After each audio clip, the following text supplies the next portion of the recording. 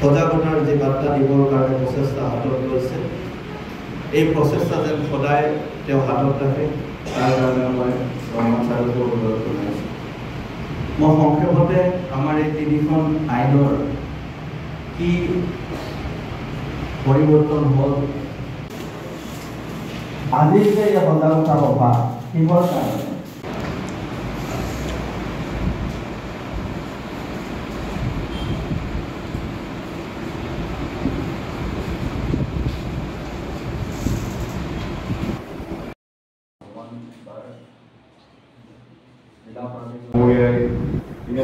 গোটেই বস্তুবোৰ তেওঁ সুন্দৰকৈ সামৰি আপোনালোকৰ আগত উপস্থাপন কৰিলে।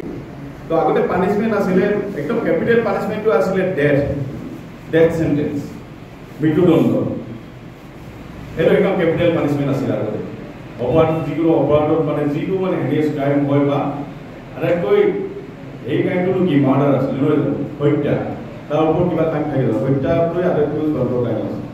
তো তাত ডেথ পৰ্যন্ত, ডেথ চেণ্টেন্স পৰ্যন্ত, ফাঁচি পৰ্যন্ত হৈছিলে। এইটো এটা পানিছমেণ্ট আছিলে। তাৰপিছত আছিলে দ্বিতীয়টো পানিছমেণ্ট আছিলে ইম্প্ৰিজনমেণ্ট ফৰ লাইফ, যাৱজ্জীৱন কাৰাদণ্ড। শুনিছে নহয়, আমি শুনিছোঁ যাৱজ্জীৱন কাৰাদণ্ড। তো এইটো লাইফ কনভিক্ট কৰা হৈছিলে। এইটো 2 নম্বৰ আছিলে। 3 নম্বৰ আছিলে যিটো ইম্প্ৰিজনমেণ্ট বুলি কয়, কাৰাবাস। কাৰাবাসটো আকৌ 2 ধৰণৰ কাৰাবাস আছিলে। এটা আছিলে ৰিগৰিয়াছ ইম্প্ৰিজনমেণ্ট আৰু এটা আছিলে চিম্পল ইম্প্ৰিজনমেণ্ট। তো ৰিগৰিয়াছ ইম্প্ৰিজনমেণ্টত কি হয়, এইটো বছৰ আমি কাম কৰিবলগীয়া হয়।